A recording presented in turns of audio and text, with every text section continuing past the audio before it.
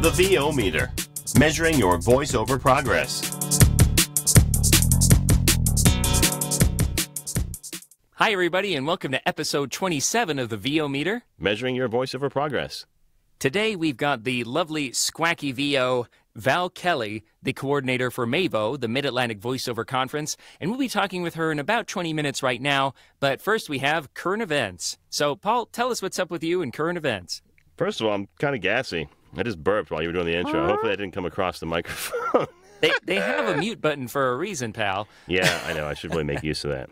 Well, the currentest event, I don't think that's a word, but it's the last day of school for the kiddies here on the East Coast. So it's about 9:15 here on the East Coast, and it's happy hour, and we're celebrating the first day of summer for the kids. Just got back from the pool, and yeah, like I said, celebrating the first day of official summer for the kids. So that's pretty exciting.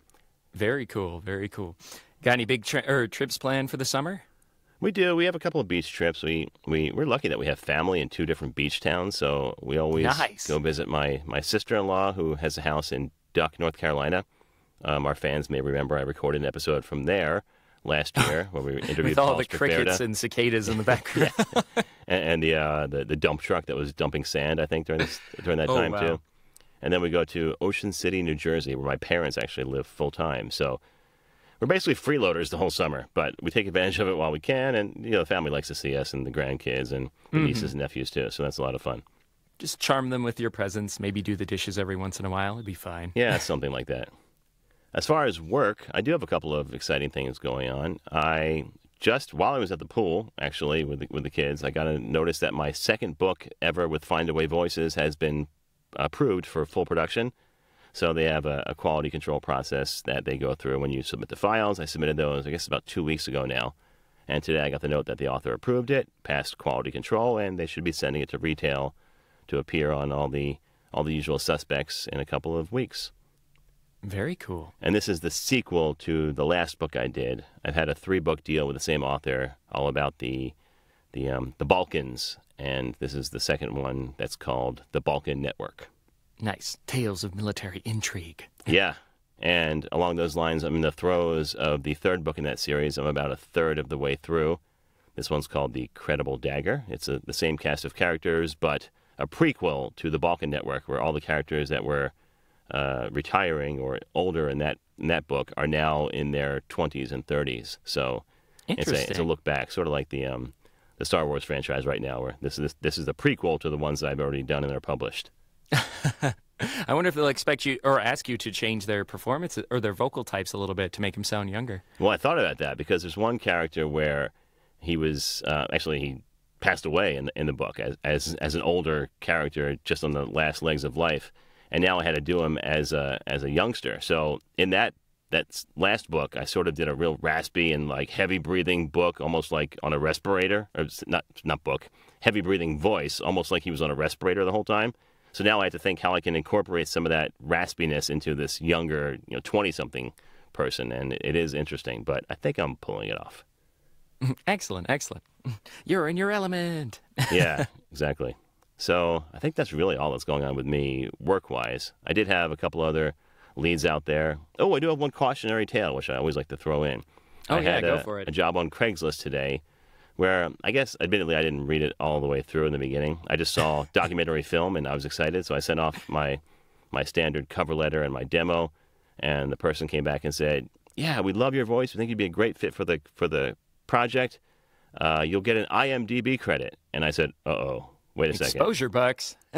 So I went back to the listing, and it literally said, you'll get exposure and an IMDb credit. So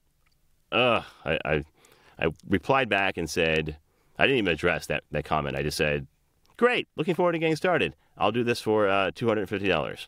It's just a couple of minute piece. And I haven't heard back yet. I probably don't expect to, but... But hey, that's a good rate. Yeah. So you never know. They're like, oh, maybe once they work with a few free talent, they'll be like, maybe we should pay someone. Yeah, that could be the case. Or maybe they'll come to their senses when they realize that they really like my voice. So we'll see. It remains to be seen. And who wouldn't?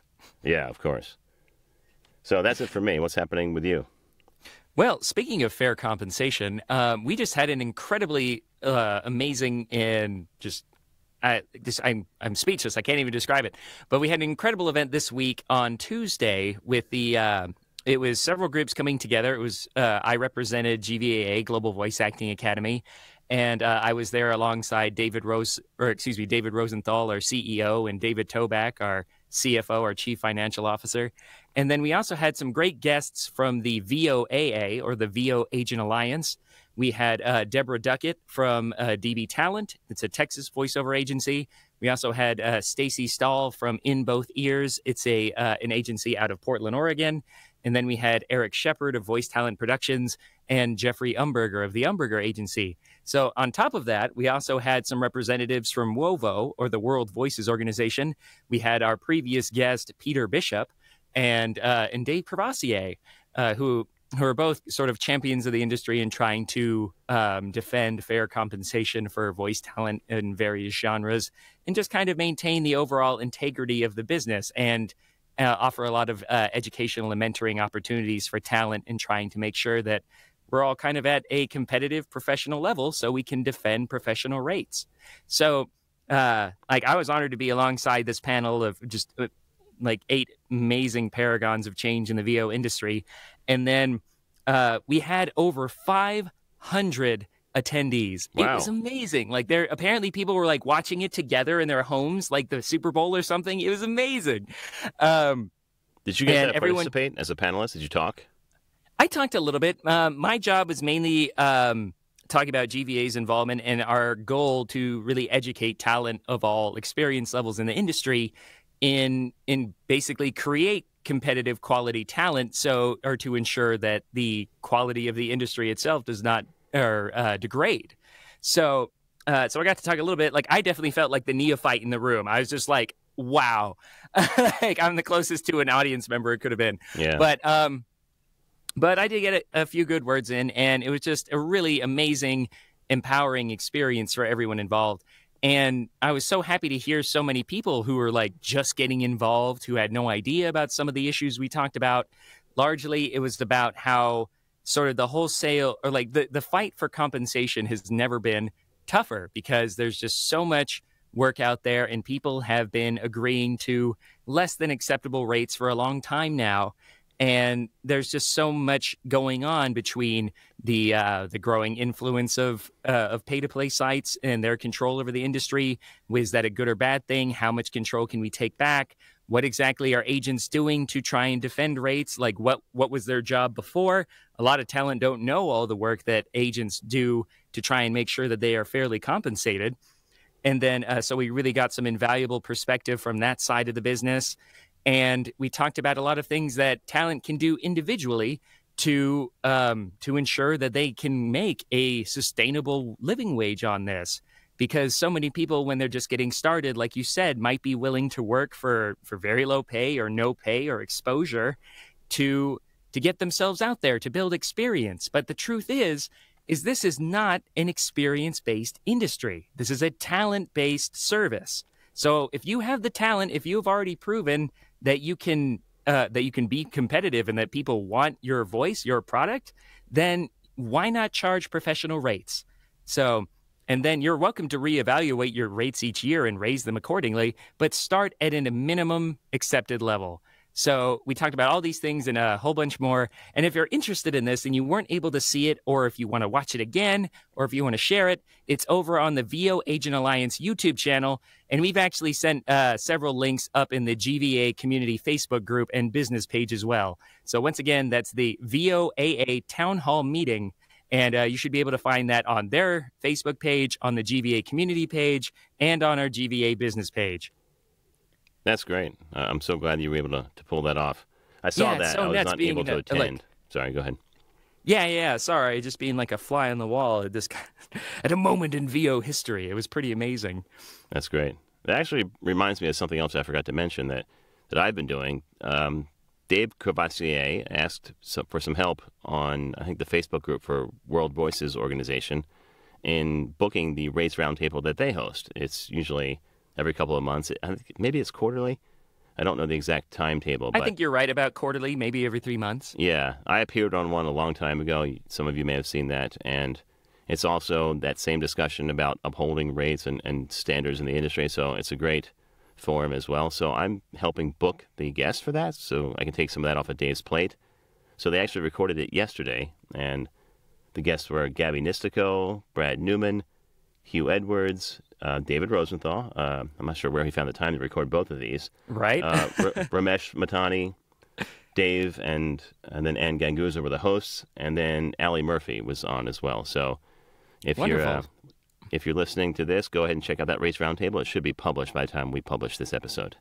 Yeah, and if you're not familiar with some of those talents like Ramesh and Ali, I mean, they're offering an international perspective from Europe and from the Canary Islands of all places, and these are always incredibly informative events. And if you're ever wondering about if you want to stay current on the sort of compensation trends on newer forms of media, on newer kinds of projects, this is a great way to stay informed to ensure that you're charging proper rates. And this kind of gives me an opportunity to give a quick little shout out to Paul. I think he's absolutely perfect for this kind of position because you guys may not know it, but he's actually responsible for the scheduling and the coordination of all of our guests. And I am so grateful to Paul for that. Sometimes I joke that all I have to do is to show up. So thank you very much, Paul, for all the work that you do for the podcast. And actually, I'll go ahead and let you cover our next announcement. But because of that work, tell them what you want to tell us about our current event for the podcast. I have no idea what you're talking about. What? The subscribers. We haven't talked about the subscribers. Oh, right.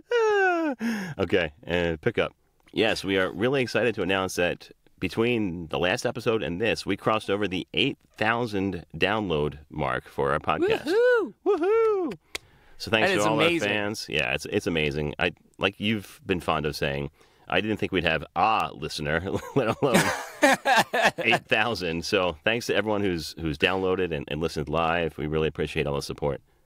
Yeah, and lately we've been getting a lot more requests or questions, and we absolutely love this. We like to address them on the podcast. We love to just help you guys out because we've either been there or we've seen these pitfalls or obstacles come up into aspiring talents' wake, and we really want to do what we can to kind of lend you guys a hand. So we're so happy to hear that you're finding the podcast useful, and as long as you guys are listening, we'll keep pushing them out. So thank you all so much.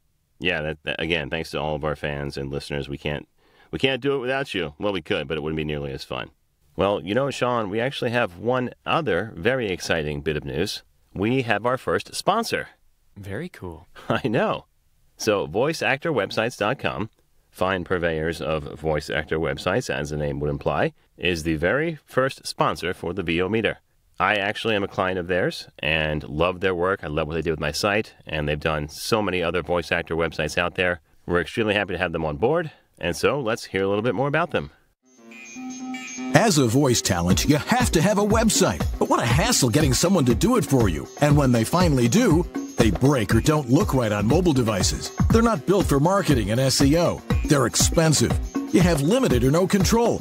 And it takes forever to get one built and go live. So what's the best way to get you online in no time? Go to voiceactorwebsites.com. Like our name implies, voiceactorwebsites.com just does websites for voice actors. We believe in creating fast, mobile-friendly, responsive, highly functional designs that are easy to read and easy to use. You have full control. No need to hire someone every time you want to make a change. And our upfront pricing means you know exactly what your costs are ahead of time. You can get your voiceover website going for as little as $700.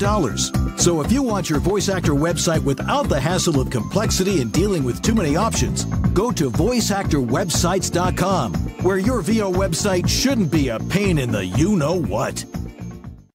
Thanks to Dan Leonard for providing that commercial. You may have heard it on his show, the Voiceover Body Shop, or VOBS, that he does with George Whittam every Monday night, and we thank him for letting us use it. So we talked about some of the events. What else is happening work-wise for you, Sean? Anything Work-wise, cool? I've actually been getting a kind of just all sorts of different auditions from various agents. I don't know if it's just because of the season and maybe everyone's preparing for the fall, but all sorts of interesting projects that I'd love to be a part of, like corporate narrations, commercials, even a couple of video game things that sound really fun. And my local agent, Colleen Bell Agency out of Bellevue, Washington, has actually been sending me some cool mixes of VO and on camera and sort of hybrid projects. I got this really cool one for sort of an educational product for something I'd really love to be a part of. And the spec was pretty much just like, we need a teacher with a unique and fun personality. I was like, well, I was one of those for 4 years. Maybe I could be good for it. Not according to your students, but what was that? So not according to your students. Oh, no. Why did I publish those surveys? But anyways, but it was really fun. I got to show up. I got to read to a teleprompter for the first time. They were incredibly helpful.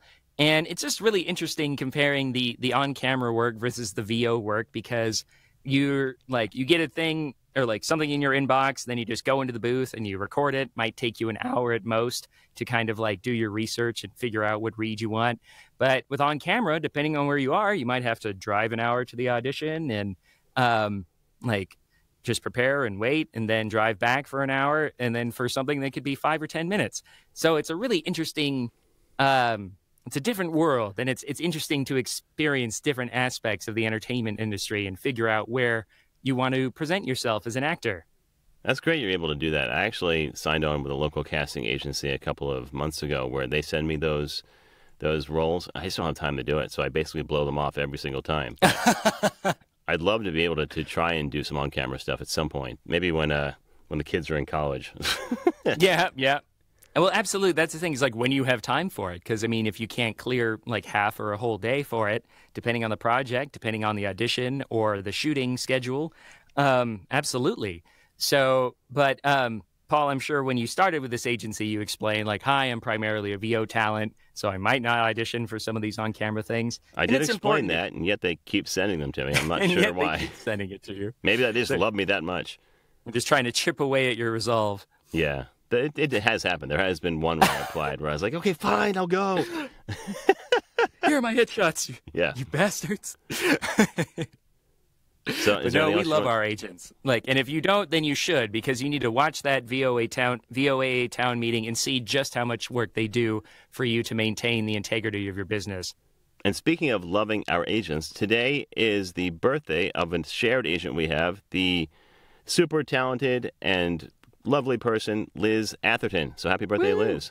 Happy birthday to you. Happy birthday, Happy birthday to you. Happy birthday. We're not going to finish it? Oh, okay. We'll do it again. We'll pick it up. Happy birthday, dear Liz. Happy birthday to you. And you smell like one, too. Yeah. I don't know if she's a listener, but I hope so. And she's an amazing agent. She sent me some really interesting projects lately that I've absolutely loved. So thank you so much, Liz. And I hope you have a wonderful birthday, because you're a wonderful person. So that pretty much wraps up our current events. But before we move to our interview with Val Kelly from the Mid-Atlantic Voiceover Conference, we have our questionable gear purchase. I don't have anything, so it's all you this time. Oh, wow. Okay. Well, nice. Well, actually, first off, I've been actually getting a lot of questions on some of the equipment that I use, because I'm pretty generous with the pictures I put up on Facebook of my setup, and primarily people have been asking me about mounting gear, because I got kind of a PVC. Hey, keep it clean. I don't even know where to start with that, but what do you mean? Wow. Welcome to the Taxidermy Podcast. But anyways, so wow. Conversation derailed. But anyways, it's like I was saying, I have a PVC framework with a blanket booth with an acoustic hanging booth set up from Vocal Booth to Go. And I've experimented with a couple different configurations, but one thing I found out is that I don't really like having a traditional microphone stand in here, because it really takes up, even though it can take up almost half of the space. And of course, you can, it'd be so easy to hit the mic when you're trying to be really expressive and and freeing in your gestures and stuff like that. So I tried to think of a way that I could mount things to the ceiling, so I had more room to move around and to gesticulate and stuff like that. So I'm a huge fan of the Stage Ninja mic arm. So you can find that at B&H Photo, Amazon, Sweetwater, all the usual suspects. And then a couple more things I use to keep to make those even more efficient for swapping out mics or holding an iPad or a phone, is that I have these quick release connectors from Onstage Stands. They're only about $10. There are more expensive, more sophisticated products, but I've had these for years and they work just fine. And I actually got the idea from James Arnold Taylor, who's incredible, amazing talent. And he highly recommends them. He doesn't recommend you getting anything more expensive than that. Like, they hold heavy mics upside down for years, so don't worry about that. And then depending on the sort of thread adapter you have on the shock mount or the microphone mount that you're using, you might need what's called I hope I get this right. So 5/8 to 3/8 female to male mic adapter. So you can do another mounting gear joke there somewhere, Paul, if you want. But anyways, those so that's come a 5/8 with a lot of mics, by the way. What's that? Those come with a lot of mics in the package. I have like 6 of them that just came with different mics I purchased over the years.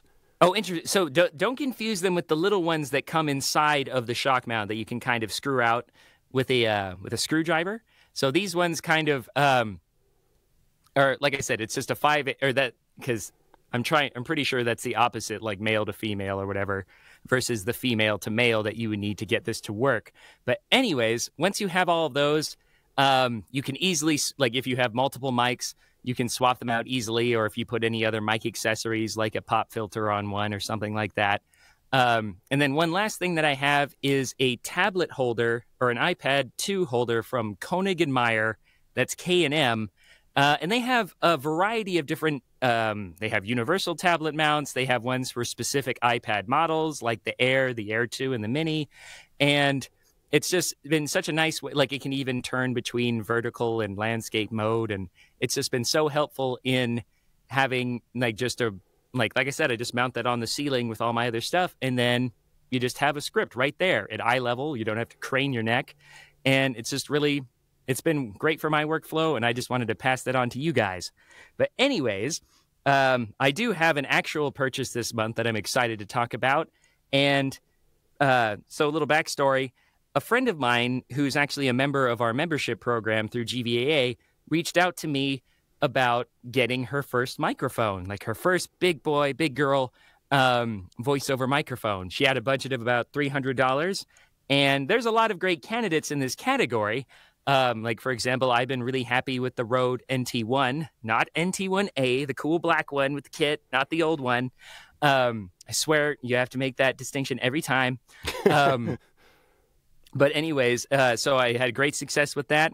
Before that, I was using the Sennheiser MK4, which is another great, clean, quiet, no frills mic. The CAD E100 fits in that range. Which one was that? The CAD E100S fits into that range. Oh, yeah. The CAD E100 definitely fits in that range. You can usually get it used or refurbished anywhere from like $230 to $450, depending on when and where you get it from. So, like, another great mic. Paul and I have both used it. Certainly competes with the 103 and the 416. And then, and to tell you the truth, so do the Rode and the MK4. And recently I've heard of another great mic from Mic Tech, who was recommended by audio engineer and voice talent Emmett Andrews, who's actually a former Sweetwater rep. And that's the Mic Tech MK300. So by all accounts, this guy kind of punches above its weight in sound quality, sounding both clear but very warmth and punchy and stuff like that, like almost like $1,000 mic, or if that's important to you. But lastly, I had my eyes set on this this mic from Lewitt in that price range called the LCT 440 Pure. So part of their latest generation of mics. And Lewitt has really been kind of stealing the stage for being like really innovative and just having a unique style and just really feature-rich microphones. You might have seen reviews on their LCT 640 and 940. I believe Jordan Reynolds wrote one for, what was it? Can't remember which sound magazine it was. Maybe it was Sound, or Sound on Sound. That's what it was. A long time ago. And then some of their other microphones, like the LCT 550 and the 240, have been on Booth Junkies videos. And then, but I really wanted to try the Pure because it's like right at that competitive price point of $300. It's got a full kit. It's got an integrated pop filter and shock mount. It's really compact. It just looks really professional and nice. And unlike the reason why it's so affordable compared to some of their other models, like the 640 and the 550, which are about $900, $700 range, is that it doesn't really have a lot of extraneous features like an attenuation pad. That's for when you need to kind of knock down the signal by 10 or 6 or 12 dB to ensure that the mic doesn't clip. Far more useful for recording like jet engines or really loud guitar cabs than voiceover. So you don't really need that. And then another one feature that's missing from this mic is a high pass filter. So and we've talked about that a little bit on some of our other episodes, where that really just kind of allows the higher frequencies beyond a certain threshold, usually 80 to 100 hertz. And that just helps eliminate like bass buildup, lower frequency stuff and rumble from, or just kind of reducing your ambient noise in your room by removing those lower frequencies that aren't in the human voice. So even though that sounds useful, very often the high pass filter in a microphone is not as good as the one you can get on a preamp or in your software, because sometimes it can actually introduce noise into the mic because it requires a little bit more power and stuff like that. So frankly, that sounds kind of like they really slimmed it down, and this would be an absolutely perfect microphone for voice talent, for audiobook narrators, for podcasters. And so I'm really excited, and I'm so grateful that that Anna Maria was willing to let me try out this mic before her and make sure I was giving her a decent recommendation. So if you're listening to this, Anna Maria, thank you so much. And if any of you other guys have gear you want me to review, please just send it my way. So Paul will probably take you up on that too. Yeah, definitely. I'm always interested in trying out new gear. And as booth junkie Mike Delgadio said, I promise to pack it up real nice. I know, absolutely. We've actually bought and sold mics to each other, and we always make sure that they're they're well packed and they're in great condition when they get to you. So like I said, if you want to take us up on that, we'd be happy to recommend stuff for you and review it for you. Manufacturers too. You listening there, Sennheiser or Neumann or Lewitt, if you're listening, please. Yeah, exactly. So before we get to our interview segment with Val Kelly, we have a VO Meter Schtick from Brad Hyland.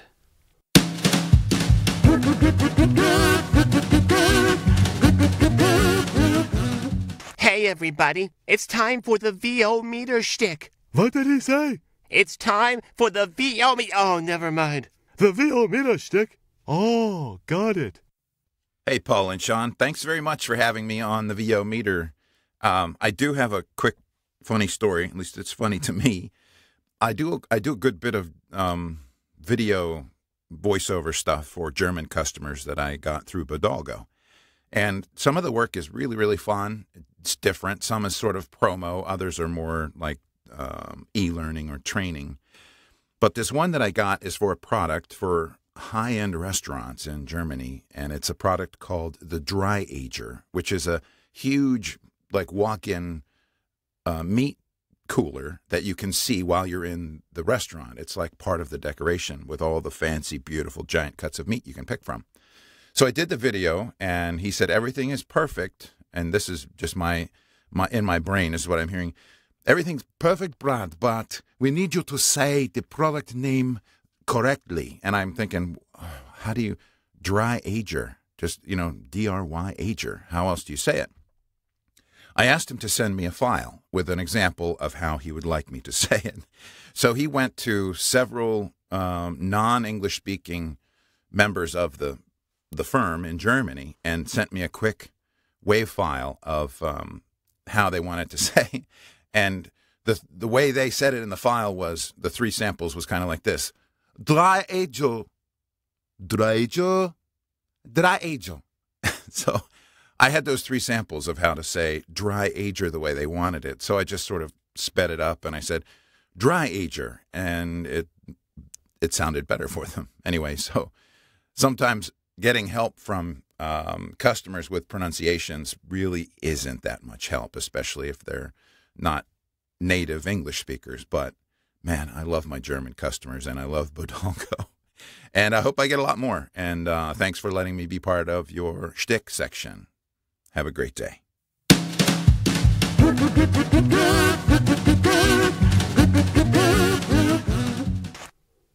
Awesome. Well, thank you so much for your VO Meter Schtick contribution. Up next, we have the lovely and talented Val Kelly, the owner and coordinator of MAVO, the Mid-Atlantic Voiceover Conference. So without further ado, we're going to take you over to Bodongo Call.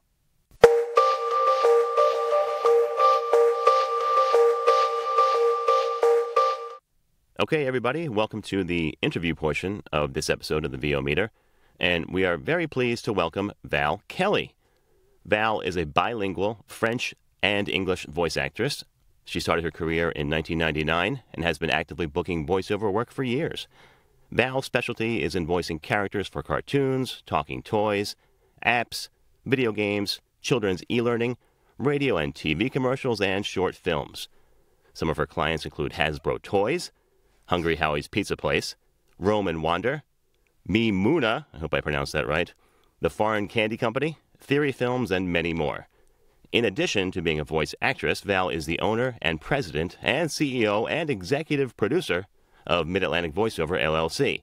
And with that, Val is in charge of running all aspects of the company and is the executive producer for the Mid-Atlantic Voiceover Get Inspired Conference that takes place in November. So, Val, welcome to the VO Meter.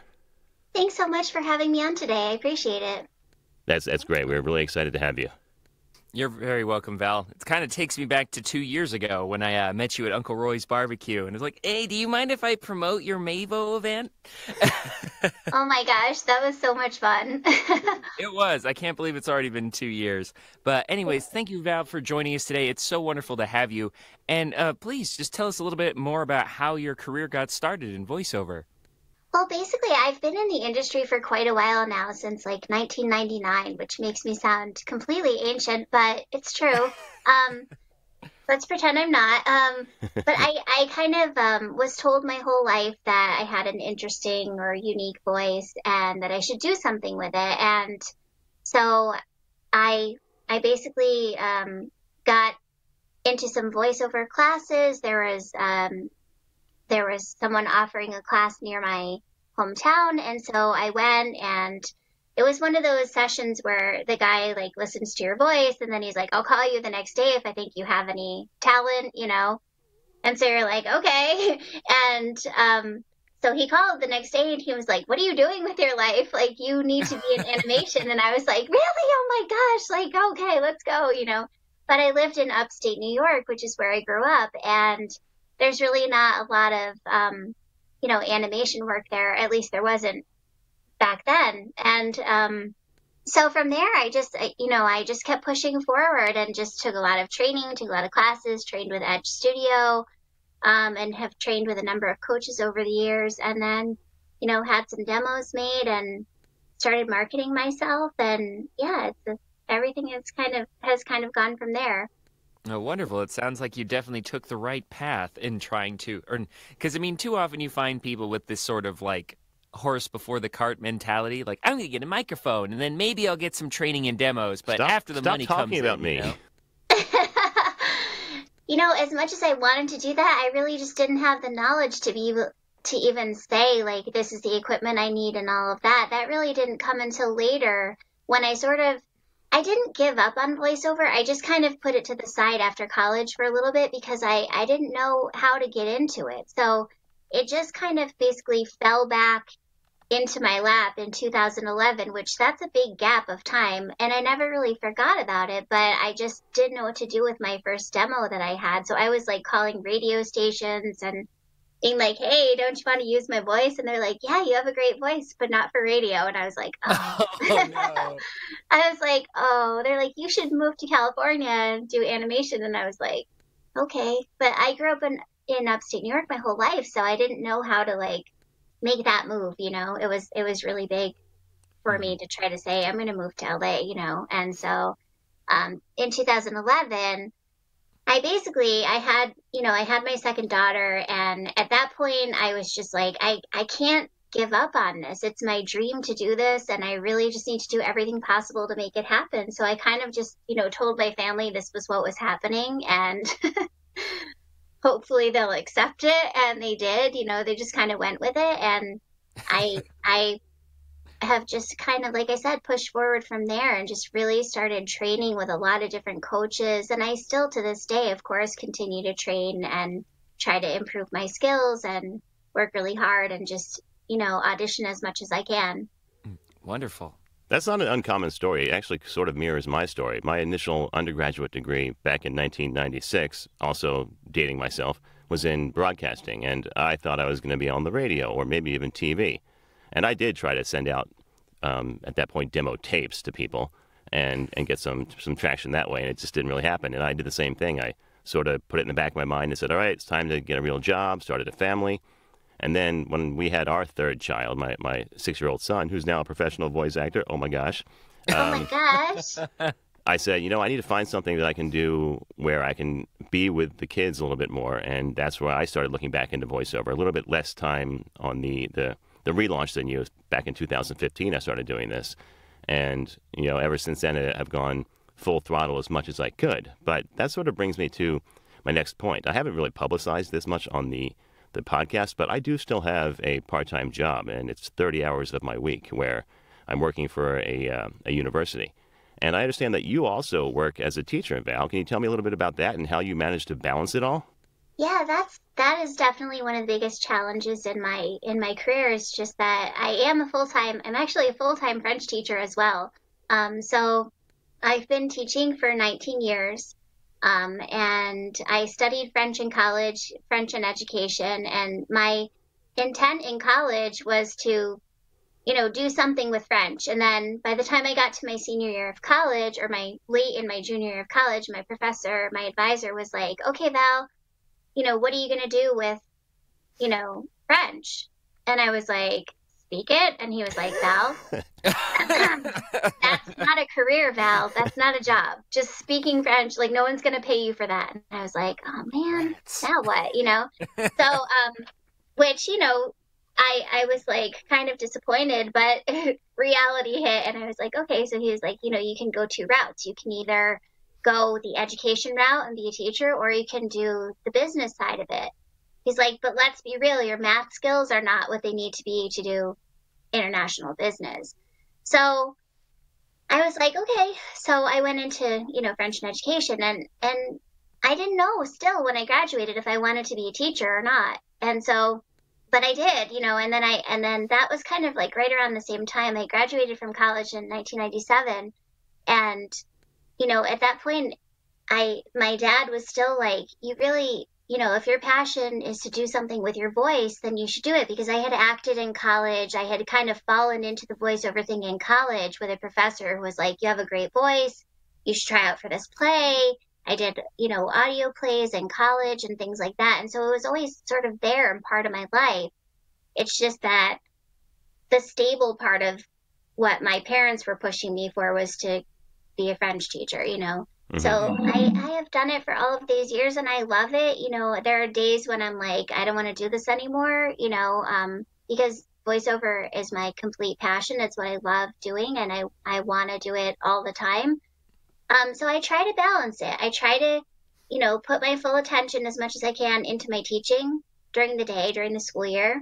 And then basically every second that I'm not teaching, I spend on voiceover. I spend doing auditions and working on, things for my company and promoting and doing coaching, taking coaching and doing coaching and marketing myself and things like that. So it is tough to balance it. It's very tough, but if you love it, it doesn't seem like work. So that's kind of how I try to balance it. Wow, that story sounds so familiar. I feel the exact same way. I'm glad to hear you share that experience. Thanks. You're welcome. Yeah, I definitely sympathize with that, because our listeners know I was a teacher in Japan as well as a part-time voice talent before I transitioned and came back to the States. And it's exhausting, but like you said, it's completely rewarding. And if you're passionate about it, you find the time and the energy to just keep pounding the pavement. But as if that wasn't impressive enough, aside from being a full-time teacher and voice talent, you've also found time to create and coordinate an amazing voiceover conference. So tell us a little bit about MAVO, where it came from, and how it's grown since you came up with the idea. Well, MAVO has been my baby since I started it. It was really a long kind of thought process that went into it, but it was an idea that had always, I think, sort of been in the back of my brain. And then I actually had gone on a trip to France with my students. And while I was there, one of my good friends that was chaperoning the trip was like, what if you started your own company? What if you, did this? And I also had been training with Sunday Muse at the time, and we had been to VoiceOver Atlanta.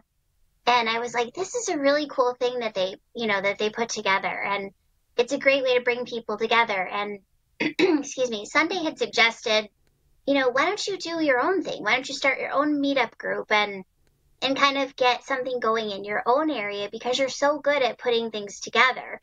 And so I was like, okay, maybe, and I thought about it. Then I went on this trip to France. My friend was like, you should just start your own company and then go from there. And so this small idea that initially started out as me saying, I'm going to start a meetup group, then turned into, guess what? I'm going to start my own company and I'm going to run a conference.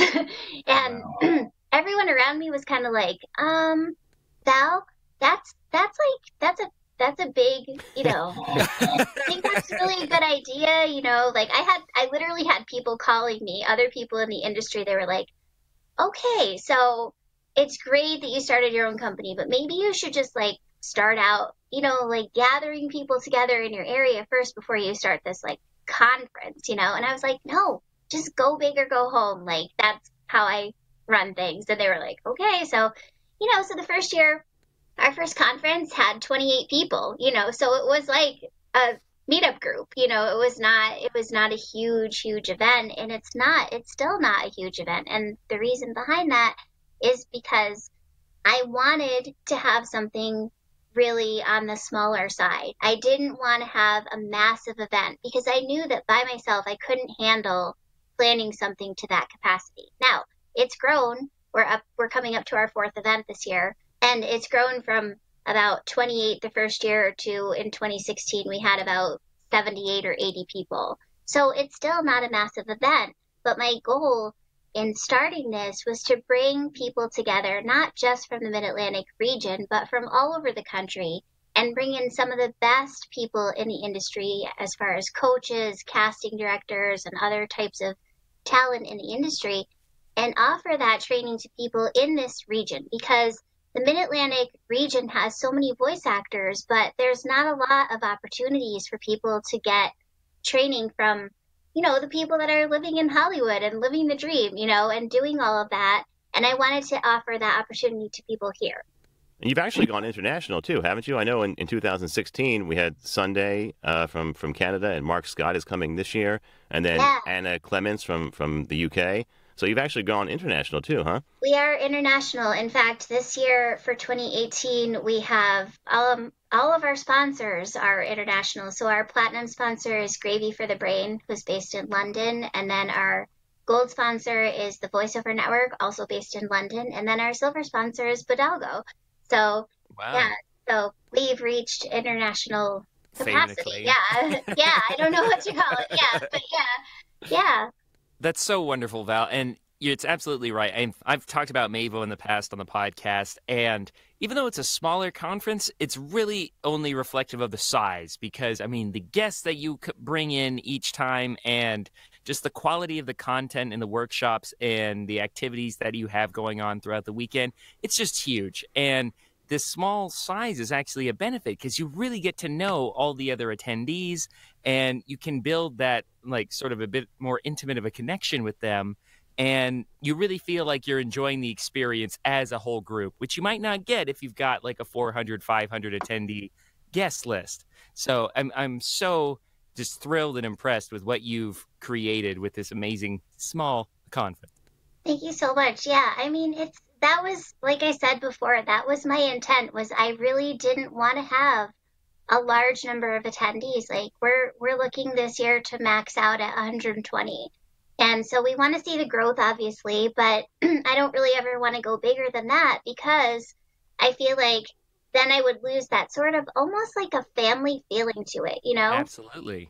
Oh, for sure. You guys were both there in 2016, and I think that, you know, the feedback I got from everyone last time was that you really get to, like you said, talk to almost everybody there, and the training sessions are, you know, the workshops are so, they're small, they're 12 to 15 people, so you really have a chance to get to know each of the guest speakers, and they're so approachable. But at the same time, I also wanted to make sure that the people that I bring in and that I choose as guest speakers are really impressive, outstanding people in the industry. You know, maybe people that you're not going to see at every other conference, because I think sometimes you go to conferences and you see the same people over and over again. And yeah, there's some overlap with that, but I'm really excited about, you know, all of the guests that we have this year. Yeah, you talk about the family atmosphere. I went in 2016, as you mentioned, and I've talked about this on the podcast episode following, but I only came for the one day because I was sort of trying it out, and I was also busy coaching a soccer tournament that Saturday because I am local. I'm just in Baltimore. So I came down just on Sunday, and when I arrived, it was like walking into a family reunion. Everyone started coming up to me and saying, oh, you're Paul Stefano, because the way you had set out the name tags where they were sitting there on the table. And because I hadn't picked mine up on Saturday, it was still there on Sunday and all day Saturday. So I guess everyone was looking at the name tag and wondering, what happened to Paul? Yeah, what happened to Paul, or how come this schmuck didn't show up? So when I got there, at least 10 people came up to me and said, oh, hey, we were waiting for you, basically. And that was so great to have that sort of family atmosphere.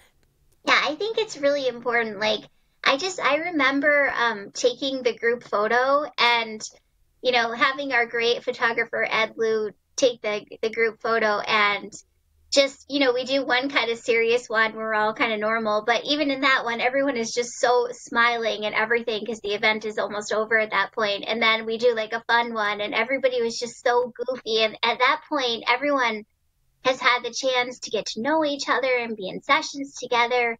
And there's really, you know, you kind of break down any sort of walls that there might have been when you started, and if you were nervous to walk in, all of that just kind of goes away over the weekend because it's just such a fun event. Everybody is relaxed and there to learn, and everyone has the same goals in mind, you know? Mm-hmm. I will offer one word of caution, if you can call it that. When you go to the conference, it's going to be interactive, and you're not going to be able to help it. So I was in the one session when I first got there on Sunday, and I was kind of not ready to participate. I was still waking up. I made the drive down 66, and I was really kind of still in a fog. And next thing I knew, Jason White was throwing me a script and saying, all right, you're up, dude. And I was like, whoa, I was not ready for this. So you will participate, but you'll be better for it when you're done.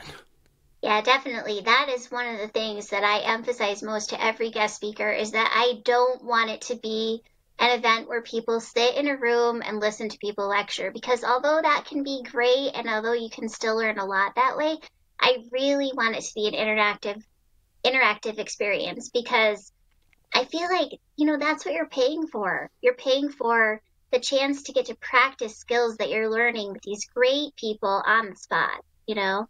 Yeah, it's great. Absolutely. So let's talk about some of these great people for a second. So when we went in 2016, we had some amazing guests. You had Sunday Muse, who you've talked about before, who's a wonderful character and animation actress out of Canada. You also have Sarah Sherman, who's been a repeat guest, the casting director for Disney. You might be familiar with her for some of the projects she's associated with. And, of course, you've also got great actors like Jason L. White and Kara Edwards. I personally enjoyed my little anime dubbing workshop that I did with her. She's amazing. And then, of course, you've got Sean Allen Pratt, the nonfiction specialist, and just a wonderful audiobook coach. And it's just amazing. These guests come from all over, and the quality of the content and the interactivity of the workshop is just so much fun. So can you tell us a little bit more about the guests that you have coming up? Well, I thought the 2016, honestly, I didn't think I could top that, because Sarah Jane Sherman, you know, from Disney, I mean, it was just like, her keynote address was like off the charts. I mean, it was so good. I mean, everyone from 2016 was amazing. So when I decided to skip a year to kind of revamp and get things together, I thought, okay, if I'm going to come back in 2018 and do this, I need to go like seriously, bring someone like amazing in. And so the lineup of guests this year is like outstanding. I can't even hardly put into words how excited I am.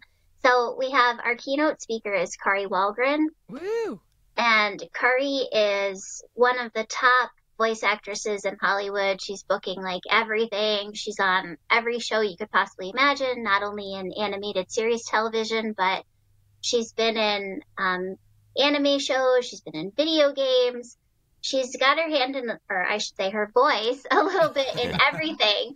And so I don't know how I come up with these ideas. I guess I do my research, and I think, who would I really want to meet if I had the chance to meet anyone in voiceover, And I start from that, and I kind of make a list. And then from there I go, now, how realistic is it that this person is going to agree to this, And that was really what it was with Kari, because, she is really pretty famous in the voiceover industry as an actress, and she's very, very busy. And I was like, I'm really not sure she's gonna, say yes. And we had been connected on Facebook for a while, but you know how Facebook is. It's like, yeah, we're friends. Put the air quotes. Yeah, put the air quotes there. We're friends on Facebook, so that makes it real, And so, so I reached out to her and I said, this is what I'm doing. I would be honored to have you as a keynote speaker. I am such a fan of your work, and, because she books a lot of roles that are things I would love to do someday. Everything that she's been on, Phineas and Ferb. She's on Rick and Morty and the Avengers. Avengers. Rick and Morty. So many great. There's such a list of shows. It's like hard to even name all of them, but those are some of the bigger ones. So yeah, and I reached out to her and she was like, that's so far away, because this was like about a year and a half or more before the event. So a while ago. And, she probably read the email and was like, I don't even know what I'm doing like 2 days from now, much less what I'm going to do. Most people don't plan that far ahead. And so at the same time, I reached out to Sarah Jane Sherman and I said, hey, I invited Kari to be our keynote speaker. Do you have any like advice on how I can get her to agree to this? And she's like, oh, actually, I'm really good friends with her. And I was like, what? There you go. I was like, so could you maybe have a chat with her? And so, yeah. And so that's kind of how it happened. I don't know if Sarah said anything to her or what she said to her, but Kari agreed to it. And she was like, I would be honored to be your keynote. And I'm so excited. And she's been great since then. We've talked a number of times about what she's going to do. And she's going to offer, obviously the keynote address, but she'll also offer a breakout session where she actually does, coaching with people. And that's so rare because Kari very rarely teaches when she goes to events. So this is like a really, really rare opportunity to learn and train hands-on with her. And then also, she's also going to do an animation panel. So with the animation panel, it will be Kari, and then Sarah Jane Sherman is also coming back again. And then Sunday Muse will be on the panel, and then Herb Moore will also be on the panel. So we're going to do an animation panel where guests will have the chance to ask their questions about anything, animation related, that's going to be outstanding. So that's our keynote and a few other people. We also have Dan Friedman will be back. He's kind of our tech guy, so he'll be doing something about home studio at least. And then probably a few other sessions. So we haven't decided all of the sessions yet, but Dan will be there. We're so excited and happy to have him back. And we're also having Tom Deere this year. So that's going to be great because I feel like for me and for a lot of other people in the industry, something that's really missing is the business side of voiceover. How do you pay your taxes and how do you organize your stuff in a manner that's going to make you more productive? And so Tom is going to cover some sessions on the business side of it and helping people to get organized with that. Tom's we great. have- We've had him as a guest as well on the show.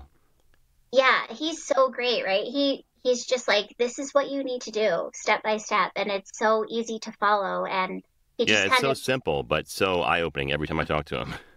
Yeah, I always take like 5 pages of notes when I talk to him. Mm-hmm. And also Mark Scott. So Mark Scott is going to be there as well, and he'll cover obviously the marketing side of the industry because he's a pro. And the same with Mark. You know, every time I talk to him, I'm like, hold on, Mark, I need to get a new notebook so I can fill it up. And it was funny because I had him as a guest on my Live with Swacky show, and I was like, hold on, Mark, I need to write all this down. He's like, Val, you could just rewatch the show. And I'm like, oh, yeah, I could. Hold on, let me write all this down. Hold on, let me write this down. He was like, oh, my gosh. So I took all these notes in the middle of an interview with him. It was so funny. So, Val, something you haven't mentioned yet is the children's program, which I personally am pretty excited about. I plan to sign up 2 of my kids who have been starting to dabble in the business. So tell us a little bit about the children's program this year. Yeah, the children's program is going to be for part of the day on Sunday, the 11th. And so basically, Sarah Jane Sherman is coming in to run that program for us. She's one of the top, she's an Emmy-nominated casting director. She used to work for Disney. And so I thought, who better than to run this program for us and offer the children. So children need to be between the age of 10 and 16. And I think we limited it to 12 total for the program, so that they really have a hands-on experience. So that will be part of the day on Sunday, and they'll get a really great animation experience with Sarah. That's amazing. And like you said, you got that really intimate, just small group, and those kids are going to feel like rock stars by the end of the weekend. It's going to be amazing. Oh, definitely. So one other thing we're looking forward to is the VO Meter representing our show at the conference, and we're going to be recording live, hopefully getting some guests, and we are so looking forward to that. We thank you so much for allowing us to come back. Oh, it's an honor to have you guys on board. I'm so excited to have you there. Thank you. I'm just blushing. I was like, oh, geez. So those of you who are coming by, come to our spot and say hi, and maybe we'll get you on the mic a little bit. Yeah, definitely. I'll encourage attendees to stop by and get interviewed. That'll be great. All right, so that's all we really had. Is there anything else you want us to promote or talk about? We do have a great event lined up. We have Johnny Heller and Gabby Nistico and Celia Siegel also coming to the event. I want to make sure I don't forget anyone. And Herb Moore and Sunday Muse will be back, and Hugh Edwards from Gravy for the Brain will be there. And we're just so excited about the great lineup of people that we have. I think the content this year is going to be really outstanding. So people have that to look forward to. I'm really looking forward to it as well. Well, anyways, Val, thank you so much. So, I mean, we've already talked about this a little bit on the podcast, but sadly, I will not be able to attend this year. But you should still come and visit Paul. We also have another great representative for who's going to be my surrogate at the event. But if you're in the area, or even if you're not, I've flown out from Washington. What's stopping you? Val, tell us the website. So you can visit midatlanticvo.com to register for MAVO 2018 today. All right, Val, thanks again for coming on the show, and we look forward to seeing you in November. Yep, November 9 through 11. Don't forget to register.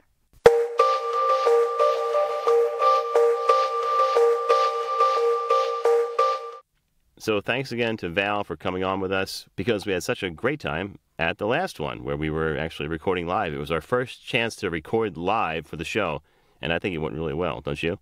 Yeah, I did. And that was like the second time I met you in person, right?